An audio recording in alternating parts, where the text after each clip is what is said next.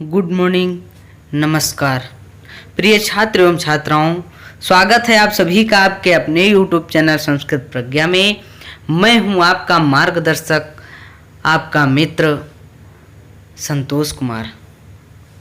विद्यार्थियों, आज पुनः आप सभी के लिए हिंदी भाषा में जो गोस्वामी तुलसीदास द्वारा विरचित पदों का वीडियो आप देख रहे थे, उसी के क्रम में आज मैं अपने इस वीडियो में आप सभी के लिए वन पथ पर नामक पाठ से जो तुलसीदास जी ने पद लिखे हैं, आज उन्हीं पदों से आप सभी को अनुग्रहित कराना चाहता हूँ। तो प्यारे विद्यार्थियों, यदि चैनल पर नए हों तो प्लीज़ चैनल को सब्सक्राइब करके बेल आइकन प्रेस कर लें, ताकि आपके कोर्स से संबंधित हिंदी भाषा हो या संस्कृत भाषा हो या जीके जीएस के वीडियोज हों, आपके मोबाइल पर सबसे पहले पहुंच सकें और आप सभी वीडियो देखकर अपनी परीक्षाओं हेतु अच्छी प्रकार से तैयारी कर सकें। तो आइए, इसका प्रसंग इस प्रकार से है कि जब श्री रामचंद्र जी के साथ वन को जाने के लिए सीता जी भी उद्यत होती हैं, तैयार होती हैं। बार बार अनुग्रह करने पर श्री रामचंद्र जी सीता को भी वन में ले जाने के लिए तैयार होते हैं। आप सभी को मालूम ही होगा कि राजा दशरथ ने अपनी पत्नी जिससे अत्यधिक प्रेम करते थे, वो थी कैकेयी। तो कैकेयी ने 2 वरदान मांगे थे। उसमें एक वरदान में श्री रामचंद्र जी को 14 वर्ष वनवास मांगा था। तो वही वरदान को, पिता की आज्ञा को मान करके श्री रामचंद्र जी आज वन को जा रहे हैं। उनके साथ माता सीता और अनुज लक्ष्मण भी जा रहे हैं। तो वही प्रसंग है दोस्तों, आइए देखें। वीडियो स्टार्ट करते हैं। पहला पद है, पुरते ने कसी रघुबीर वधु, धरि धीर दये मग में डग द्वय, झल की भरी भाल कनी जल की, पुट सूखी गए मधुरा धरवे, फिर बूझती है चलनु अब केतिक, पर्ण कुटी करी हो कित है, तिय की लखिया तुर तापिय की, आँखियाँ अति चारु चली जल ज्वय, आँखियाँ अति चारु चली जल ज्वय। विद्यार्थियों, इसका भावार्थ इस प्रकार से है कि पुरते निकसी रघुवीर वधु, धरि धीर दये मग में डग द्वय। श्री रामचंद्र जी के साथ वन गमन के समय नगर से, अपने राजमहल से निकलकर सीता जी आज श्री रामचंद्र जी के साथ बड़े धैर्य के साथ वन के मार्ग पर अपने दोनों पैरों को रखती हैं। सीता जी धैर्य के साथ राजमहल से निकलकर आज श्री रामचंद्र जी के साथ वन के मार्ग पर अपने दोनों पैरों को रखती हैं और झल की भरी भाल कनी जल की, पुट सूख गए मधुरा धरवे। सीता जी जब वन पथ पर जंगल के मार्गों पर चलती हैं तो थोड़ी देर में उनके मस्तक पर पसीने की बूंदें दिखने लगती हैं और उनके दोनों कोमल ओष्ठ सूख जाते हैं। फिर बूझती हैं चलनो अब के तिन, पर्ण कुटी करी हो कि तुम्हें। और श्री रामचंद्र जी से सीता जी पूछती हैं कि हे स्वामी, अब और कितना चलना होगा और आप कहाँ पर पर्णकुटी बनाएंगे। इस प्रकार सीता जी श्री रामचंद्र जी से पूछती हैं। तिय की लखी आतुरता पिय की, आखियाँ अति चारु चली जल चुए। इस प्रकार पूछने पर श्री रामचंद्र जी समझ जाते हैं कि सीता जी थक गई होंगी और उनके मस्तक पर पसीना भी देखते हैं। तो पत्नी की थकान को देखकर श्री रामचंद्र जी के सुंदर नेत्रों से आंसू गिरने लगते हैं। अर्थात श्री रामचंद्र जी के साथ सीता जी आज महलों से निकलकर जंगल के रास्तों में बड़े धैर्य के साथ कदम बढ़ाती हैं और थोड़ी दूर तक ही चलती हैं कि उनके मस्तक पर पसीने की बूंदें झलकने लगती हैं और कोमल सुंदर ओष्ठ भी सूख जाते हैं। फिर सीता जी से रहा नहीं जाता है, थक जाती हैं और श्री रामचंद्र जी से पूछती हैं कि अभी और कितना चलना होगा और आप पर्णकुटी कहाँ बनाएंगे। इस प्रकार की बातों को सुनकर श्री रामचंद्र जी पत्नी की आतुरता को, व्याकुलता को जानकर, समझकर उनकी आँखों से, नेत्रों से आंसू छलक आते हैं।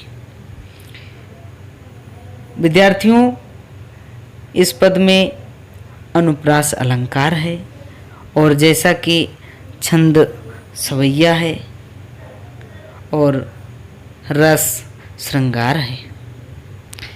अगला पद देखें।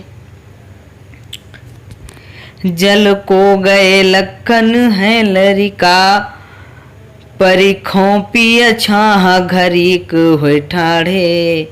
और पोछी पसेऊ बयारी करो अरो, पाए पखारी हो भू भूरी ठाढ़े। तुलसी रघुबीर प्रिया सम जानी के, बैठी बिलम्बुलो कंटक काढ़े। और जाने की नाह को नेह लख्यों, पुल को तनु बारी बिलोचन बाढ़े।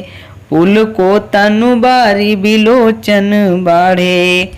जल को गए लखन है लरिका, परिखों पिय छाह घरीक हुए ठाढ़े। ओ पोछी पसेऊ बयारी करो, अरु पाय पखारी हो भू भूरी ठाढ़े। तुलसी रघुबीर प्रिया सम जानी के, बैठी बिलम्बुलो कंटक काढ़े। और जाने की नाह को नेह लख्यो, पुल को तनु बारी बिलोचन बाढ़े। पुल को तनु बारी बिलोचन बाढ़े। पद का भावार्थ इस प्रकार से है कि जल को गए लखन है लरिका, परिखों पिय छाह घरीक हुए ठाढ़े। सीता जी कह रही हैं कि जल को गए लखन लरिका, अर्थात लक्ष्मण जी जल लेने गए हैं। सीता जी कहती हैं कि लक्ष्मण जी जल लेने गए हैं, तब तक कहीं छाह में उनका इंतजार कर लिया जाए। श्री रामचंद्र जी से सीता जी कहती हैं कि जब तक लक्ष्मण जी जो जल लेने गए हैं वापस नहीं आ जाते, तब तक चलो किसी छाह में खड़े होकर उनका इंतजार कर लिया जाए। पोछी पसेऊ बयारी करो, अरु पाए पखारी हो भू भूरी ठाढ़े। पोछी पसेवो, आपका पसीना भी पोंछ देती हूँ और पाए पखारी हो भू भूरी डाढ़े, मतलब जो धूल से सने हुए आपके पैर हैं। सीता जी कहती हैं कि धूल से सने हुए आपके पैर भी धुल देती हूँ और आपका पसीना पोंछकर अपने आंचल से हवा भी कर देती हूँ, जब तक लक्ष्मण जी जल लेकर वापस आते हैं। तुलसी रघुबीर प्रियाश्रम जानी के बैठी विलंब लोकंटक काढ़े। गोस्वामी तुलसीदास जी कहते हैं कि श्री रामचंद्र जी अपने प्रिय सीता जी को थकावट में जानकर, थका हुआ जानकर बहुत देर तक वृक्ष की छाया में बैठकर सीता जी के पैरों से कांटे निकाल रहे हैं। जाने की नाह को नेह लख्यो पुल को तनु बारी बिलोचन बाढ़े।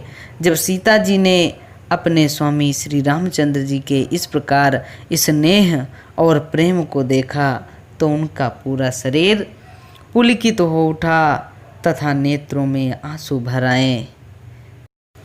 अर्थात श्री रामचंद्र जी के इस प्रकार प्रेम को देखकर सीता जी के आंखों से आंसू आंखों में ही नहीं रह सके, बाहर छलक आए। विद्यार्थियों, इसमें अनुप्रास अलंकार है और छंद सवैया है। अगला पद है रानी मैं जानिया जानी महा पबी पाहन होते कठोर हियो है। और राज हूँ काज अकाज न जान्यो कहो तिय किए जिन कान कियो है। ऐसी मनोहर मूर्तिये बिछुरे कैसे प्रीतम लोग जियो है। ओ आखिन में सखी राखी बेजोग इन्हें किमी कैवन वास दियो है। इन्हें किमी कैवन वास दियो है। इसका प्रसंग इस प्रकार से है कि जब वन पथ पर, जंगल के मार्गों पर श्री रामचंद्र जी, सीता जी और लक्ष्मण जी गमन करते हैं, तब नगर की वधुएं, दूसरे नगर की वधुएं जब इन तीनों की जोड़ी को देखती हैं तो आपस में बातचीत करती हैं कि रानी में जानी अजानी महा पबी पाहन होते कठोर हियो है। हे सखी, मुझको आज ज्ञात हो गया है कि रानी कैकेयी बहुत ही अज्ञानी है और उनका हृदय तो पत्थर के समान कठोर है। आज उन्होंने यह साबित कर दिया है कि उनका हृदय पत्थर के समान कठोर है और वे बहुत अज्ञानी हैं। राज हूँ काज अकाज न जान्यो कहो तिय की जिन कान कियो हो। और राजा दशरथ भी आज उचित अनुचित का कुछ विचार नहीं कर पाए, उनका भी ज्ञान भ्रष्ट हो गया है। अपनी पत्नी के कहने पर इस प्रकार का कार्य किए हैं। अर्थात पत्नी के द्वारा वरदान में अपने पुत्रों को 14 वर्ष का वनवास दे दिए। ऐसी मनोहर मूर्तिये बिछुरे कैसे प्रीतम लोग जियो। नगर की वधू कहती है कि इन तीनों की इतनी सुंदर जोड़ी हैं, ये इतनी सुंदर मूर्तियां हैं, फिर भी इनसे प्रेम करने वाले नगर के लोग कैसे बिछड़ गए हैं। ये लोग तो आखिन में सखी राखी बेजोग इन्हें किमके वनवास दियो। ये लोग तो आँखों में बसाने योग्य हैं, किसने इनको वनवास दे दिया है और क्यों दे दिया है। ये इतने सुंदर मनोहर जोड़ी है कि इनको तो आँखों में बसा लेना चाहिए। इनको किसने वनवास में जाने के लिए प्रेरित किया है, किसने इनको वनवास भेजा है, ये तो आँखों में बसाने योग्य हैं। विद्यार्थियों, इसमें अनुप्रास अलंकार है और छंद सवैया है। गोस्वामी तुलसीदास जी ने ब्रज भाषा का प्रयोग किया है और रस श्रृंगार है। विद्यार्थियों, आज इतना ही। फिर अगले किसी नए पदों के साथ आप सभी के समक्ष उपस्थित होऊंगा। तब तक के लिए नमस्कार। नमः संस्कृताय, जयतु संस्कृतम, वंदे मातरम।